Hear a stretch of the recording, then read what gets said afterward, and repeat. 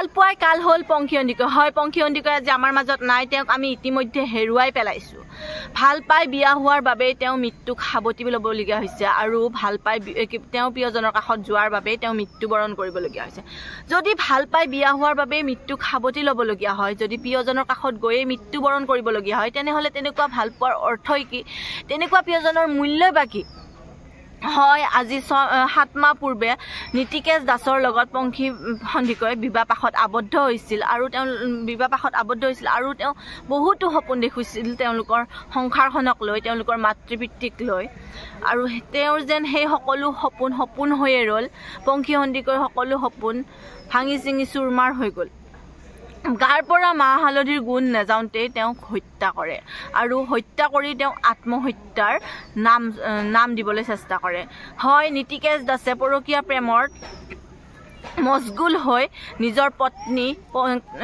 পত্নী পংখী সন্দিকৈক হত্যা কৰে আৰু তেওঁৰ হত্যাৰ লগত তেওঁৰ মাতৃপিতৃ কেনেদৰে জড়িত হৈ আছিল আপোনালোকে এই ভিডিঅ'টোৰ জৰিয়তে সকলো কথা গম পাব সকলো কথা এই ভিডিঅ'টোৰ জৰিয়তে গম পাব ভিডিঅ'টো শেষলৈ চাই থাকক আপোনালোকে তাৰ আগতে মই সকলো মাতৃপিতৃক এটাই অনুৰোধ জনাওঁ যে আপোনাৰ ছোৱালীজনী যদি আন এখন ঘৰলৈ উলিয়াই দিয়ে তেন্তে তেওঁলোকৰ ধন সম্পত্তি কিমান ল'ৰাটোৱে কি চাকৰি কৰে কি ল'ৰাটো দেখাত কেনেকুৱা সেইবোৰ নাচাই আপোনালোকৰ ছোৱালীজনীক উলিয়াই দিয়া ঘৰখনৰ পৰিয়ালটো কেনেকুৱা ল'ৰাজন কেনেকুৱা আপোনাৰ ছোৱালীজনীক সুখত ৰাখিব পাৰিবনে নোৱাৰে তেনেকুৱা এজন পৰিয়াললৈকে আপুনি ছোৱালীজনীক চাই উলিয়াই দিয়ক আপুনি ছোৱালীজনীক দিয়াৰ আগতে 1000বাৰ চাওক কাৰণ চৰকাৰী চাকৰিয়াল এটা ল'ৰা এটাই হয়তো আপোনাৰ ছোৱালীজনীক টকা পইচা দিব পাৰে টকা পইচাৰ অভাৱ নিদিব পাৰে কিন্তু মৰমৰ অভাৱ দিব পাৰে হয়তো তেওঁৰ লগত আপোনাৰ ছোৱালীজনী তেওঁৰ লগত সুখী নহ'ব পাৰে সেইকাৰণে আপুনি ছোৱালীজনী উলিয়াই দিয়াৰ আগত ভালদৰে ভাবি চিন্তিহে উলিয়াই দিয়ক আৰু শেষত মই অসম চৰকাৰলৈ এটাই অনুৰোধ জনাওঁ যেন পংখী সন্দিকৈৰ হত্যাকাৰীয়ে উচিত শিক্ষা পায় আৰু দ্বিতীয়জনী পংখী সন্দিকৈ যাতে আমাৰ মাজৰ পৰা হেৰাই যাবলৈ নাপায় আপোনালোকে ভিডিঅ'টো শেষলৈ চাওক মই ভিডিঅ'টোৰ কাষত ক্লিপ এটা লগাই দিম আপোনালোকে তেওঁৰ নীতিকেশ দাসৰ মাতৃয়ে কি কথা কৈছিলে কেনেকৈ পংখী সন্দিকৈ মৃত্যুক সাৱটি ল'বলগীয়া হৈছিল সকলোবোৰ কথা আপোনালোকে এই ভিডিঅ'টোৰ জৰিয়তে গম পাব ভিডিঅ'টো আপোনালোকে শেষলৈ চাওক ময়ো চাওঁ আহক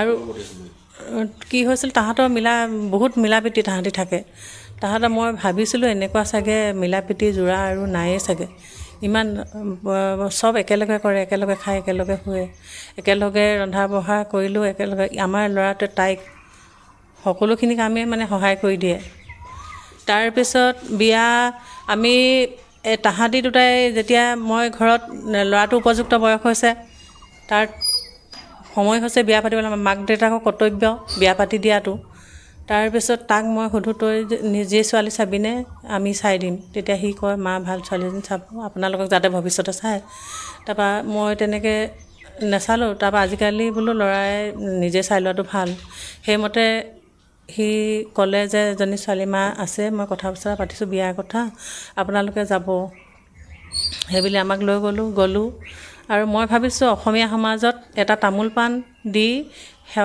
সেৱা কৰি নমস্কাৰ জনাই তেনেকৈ ছোৱালী খোজে বুলি ভাবিছোঁ আমি সেইমতে নিয়ম নীতিৰে গৈ ছোৱালী খুজিছোঁ তাই একো কোৱা নাই তাই বিয়া হ'ম বুলিয়ে কৈছে কিন্তু মাকে অলপ আপত্তি কৰিছিলে কেলৈ তাৰমানে তাই আৰু 2 বছৰ আমি পঢ়াই বিয়া দিম বুলি কৈছিলে তেতিয়া পঢ়াই বিয়া দিম বুলি কওঁতে মই ক'লোঁ যে তাই তাৰ পৰাও পঢ়িব পাৰিব 2 বছৰ দেৰি হৈ যোৱাৰ লগে লগে মানুহৰ মনৰ গতিও বেলেগ হ'ব পাৰে সেইকাৰণে বিয়াখন আমি পাতি দিওঁ আৰু ঘৰৰ পৰাই পঢ়িব সেই বুলি ক'লোঁ মই তাইক কৈছোঁ বাৰে তুমি কি MA পঢ়িব লাগিব ঘৰৰ পৰা MA পঢ়িব কৈছে MA পঢ়িবলৈ তুমি এণ্ট্ৰেঞ্চ দিয়া নহ'লে বা BEdত এণ্ট্ৰেঞ্চ দিয়া তেতিয়া তাই হ'ব মা বুলি ক'লত তাৰপিছত আচলতে তাই হেনো বোলে 3rd ছেমিষ্টাৰ বেক আছে সেইকাৰণে চাগে ল'ব নোৱাৰিলে তাৰপিছত সেইকাৰণে এবছৰ আইতাকে সেইদিনাখন আহি পেলাই আমাৰ ঘৰলৈ বিয়াৰ পিছতে আহি পেলাই কৈছে আঙুলি টুৱাই তহঁতি ছোৱালীজনী ঘৰত ভৰাই থ'লে নহ'ব তহঁতি ছোৱালীজনী পঢ়ুৱাব লাগিব সেইকাৰণে আমি তাতে ল'ৰাটো ক'লে বোলে মা তাতে ফায়াৰ ছেফটি ইঞ্জিনিয়াৰ বুলি এটা এবছৰীয়া কোৰ্চ আছে নামৰূপত, সেই কোৰ্চটোকে কৰাই দিওঁ এবছৰ এনেই থকাতকৈ বুলি ক'লে। মই ভাবিলোঁ হয় কৰ, তেনেকৈ কৰি কিবা এটা কৰ, মুঠতে এবছৰ এনেই থাকিব নালাগে। তথাপি ঘৰৰ পৰা এতিয়া 2 মাহ হৈছিলে নেকি, 2 মাহ 3 মাহ, মোৰ ডেটটো মনত নাই। তাৰপিছত গৈ তেনেকৈ ইয়াৰ পৰা 8টা বজাত তাৰ ক্লাছ আছে বুলি কৈছে। 8টা বজাত ইয়াৰ পৰা নামৰূপত ক্লাছ পাবলৈ তাৰ দেৰি হয়, সেইকাৰণে সি ক'লে বোলে ৰুম এটাকে লৈ লওঁ, মই তাৰপৰা অহা যোৱা কৰিম। সেইমতে পুত্ৰ চাকৰি কৰিছিলে। সি তাৰ চাকৰিটো ইয়াতে আছে, সাপেখাতি ব্লকৰ আণ্ডাৰত। ইয়াতে সি আহে, তাৰপৰা অহা যোৱা কৰে, আৰু তাইৰ সুবিধাৰ কাৰণে তাত থাকি লৈছিলে। যিহেতু দেখা গৈছে, যিহেতু নেকি সৰব চৰ্চা চলিছে যে আপোনাৰ পুত্ৰই আপোনাৰ বোৱাৰীক পংখীক নিৰ্মমভাৱে হত্যা কৰিছিল কৈছে, আচলতে কি ক'ব? সেইটো নহয়, সেইটো মই নিজ চকুৰে দেখিছোঁ, নিজৰ মাতৃ হিচাপে মই দেখিছোঁ তাইক। আৰু মোৰ লগত আছে মানুহ, মেজিষ্ট্ৰেটে সাক্ষাৎ নমাইছে। তাই যেতিয়া ফাঁচি লোৱা মানে দাঁত কামোৰ খাই তাত তেজ ওলাইছে মুখৰ পৰা, আৰু বেলেগ ক'তো আঘাত দেখা নাই। আছে মানুহ সাক্ষী আছে, তেওঁলোকে ক'ব। সেইটো আমি নিজ চকুৰে দেখিছোঁ। আৰু বেলেগে সি কৈছে মোক, মই তাইক মানে একোৱেই কোৱা নাই, চোৱাই নাই বুলি কৈছে মোক। মা আপুনি বিশ্বাস কৰক, মই তাইক একো মৰা নাই বুলি কৈছে। তাই মই কেতিয়া হয় হয়। আৰু এতিয়া আইনে ক'ব কি হয়, আইন আছে সম্পূৰ্ণ। ৰিপৰ্ট আহক, ওলক।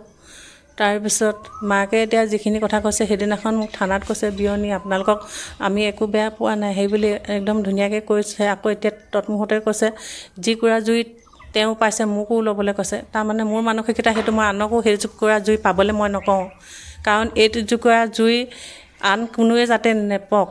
তেওঁলোকৰ ছোৱালী হেৰাই গৈছে, আমিও তাতকৈ দুগুণ দুখ পাইছোঁ।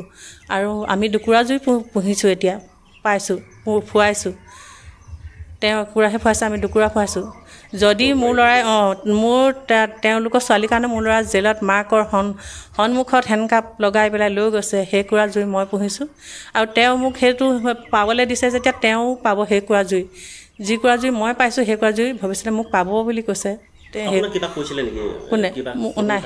নাই, খুটুং খাটাং কেতিয়াবা খুটুং খাটাং তাহাঁতি এনেই কথাই কথাই লাগে।